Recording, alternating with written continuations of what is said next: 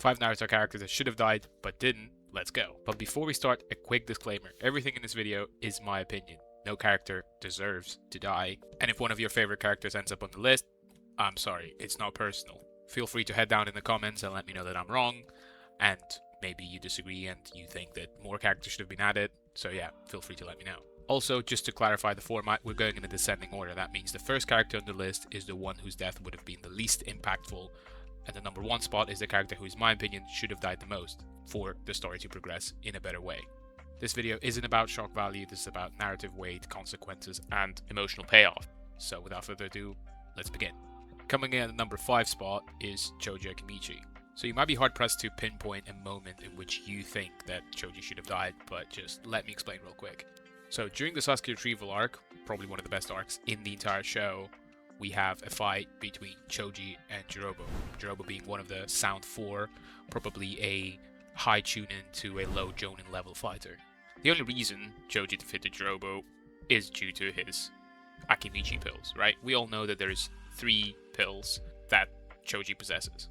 We have the green pill, which is risky but not super dangerous. We have the yellow pill, which is quite dangerous, and then we have the red pill, which is way more dangerous. It was stated by Shikamaru in the same arc that taking anything past the green pill is extremely dangerous. He proceeds to take all 3 in order to actually defeat Jirobo.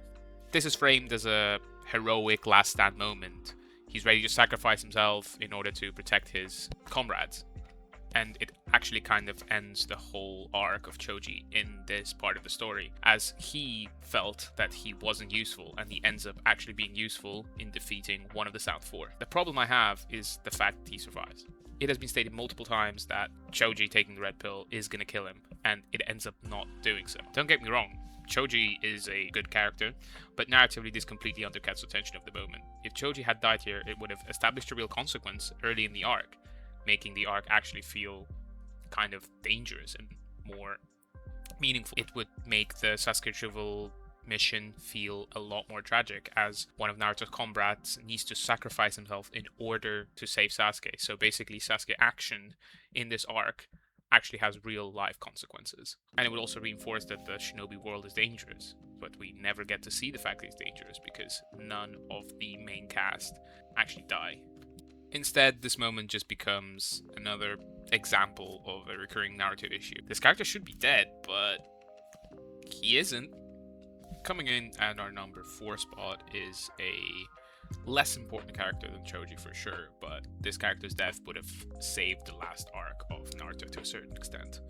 This character is none other than Hiashi Hyuga. If you don't remember who this character is exactly, this is Hinata's dad and the leader of the Hyuga clan.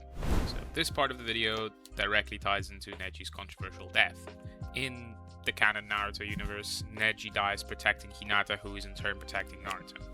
I think this whole dynamic should have been changed a little bit. What should have happened is Neji would move in the way of the piece of wood that eventually kills him to protect Naruto, and then in turn Hiashi Hyuga, his uncle, steps to protect Neji from the piece of wood.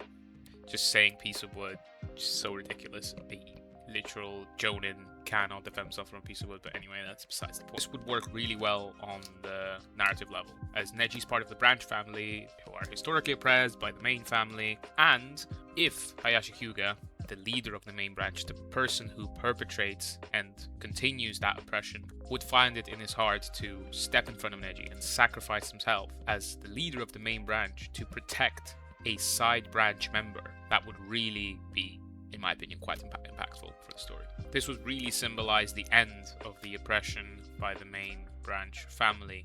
And let's be honest, Hiashi dying doesn't really derail the story. On the other hand, Neji dying in a way that he did kind of removes the potential from a further increase in power for the Hyuga family. Also, it would be kind of cool for Boruto to have a uncle in Neji. What you say? Anyway, moving on to the next character on our list, we have someone who you probably expected to be here in this video. The character I'm talking about is obviously Killer B. Now, Killer B is one of my favorite characters in the entire show. I think the guy's hilarious. He's also my girlfriend's favorite character, so she might not be happy about his inclusion in this list. We all know that it makes absolutely no sense that Killer Bee survived. Now, there is an explanation to why he did survive.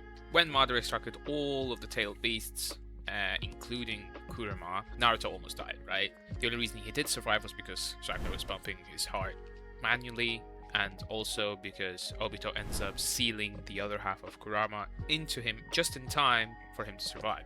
When it comes to Killer Bee, we don't really get any sort of explanation to why he survived. We can theorize and assume that he did the same thing he did during the Sasuke fight. He just substituted himself for a tentacle and ended up surviving. This feels really cheap, you know, using the same trick he did before. I know he's an octopus and it's kind of like a trait where you can cut off one of their tentacles. If he did end up dying in this part of the story, I feel like it would really be quite impactful. Naruto would have a second mentor dying after Jiraiya. It would create a lot more tension between Naruto and Madara. And going into the latter stages of the show, there would be a moment, an emotional moment, that would make the whole war arc feel a lot better, in my opinion. Instead, we just get a scene where you can see the Killer Bee was affected by Infinite Tsukuyomi, and then once the Infinite Tsukuyomi gets broken, we just see him celebrating the win. Kinda anticlimactic. Moving on to our number 2 spot, we actually got a couple of characters in one. I'm talking about the Five Kage of the major villages. We all know that during the 4th Great Ninja War, the Five Kage, they fight Madara, and they get absolutely stomped. Madara absolutely humiliates them. The power grab is crazy. It is a great moment that sets up the latter stages of the war arc and just creates this sort of tension around Madara. This guy fought the Five Kage, the strongest ninjas in their respective villages, and still won. And yet, the fight basically has no consequences.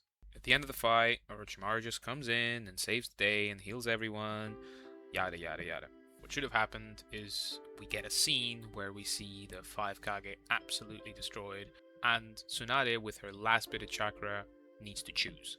She could either save herself or save one of the Kage. And in that choice, she decides to save Gaara, the youngest of the Kage. The Kage that represents the new generation, the one that wasn't brought up during war times. A generation that is supposed to bring an era of peace and of prosperity in the ninja world. This would also symbolize the old guard sacrificing themselves in order for the new generation to continue. And let's be honest, the 4 Kage, the 4 old Kage, don't really do much in the rest of the story. They fight the White Zetsu that controls Yamato, and they can't even defeat him.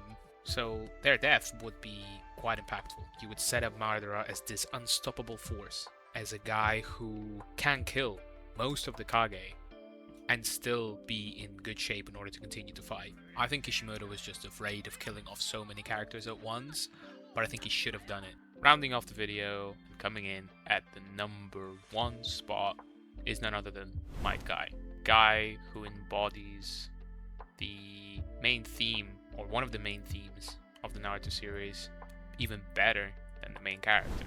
That theme is the consequences of your birth do not determine the outcome of you as a person. This guy with no proclivity towards ninjutsu or genjutsu is able to become one of the strongest people in the entirety of the Naruto universe. His power is solely based on his effort and the amount of time and dedication he has put into himself. So you might be asking yourself, hey, why would such a character deserve or should have died? Well, we all know that my guy opened a thing called the 8th Gate of Death. And as the name suggests, if you use this 8th gate, you will die. Now, because Naruto receives super mega god daddy ninja powers, Guy ends up surviving. And I genuinely think it was one of the biggest mistakes that Kishimoto did in the entire Naruto show. Guy made the ultimate sacrifice. He gave his life in order to stop this threat that was threatening the entire shinobi world. He decided to use the most powerful technique he had, sacrifice his life, and then he just ends up getting saved by Naruto. It just seems so anticlimactic. And this just continues the theme where a character uses an ability or uses some kind of thing, like with Choji at the start, he used the red pill. here the 8th gate, a technique that is supposed to kill the character, and then, well, yeah, you know, he's not dead anymore because of plot armor and because of fan service. I genuinely think that Kishimoto didn't want to kill Might Guy because he didn't want any more characters to die. He wanted one character to die per arc, and in the 4th Great Ninja War, the character that died was Neji. So if he killed another person, it was too much. Maybe the editors didn't want him to do it, but I just think it's a missed opportunity, and it could have made the ending of the story a lot more interesting. Now, let me know if you agree in the comments below. I hope you enjoyed, and till next time, see ya.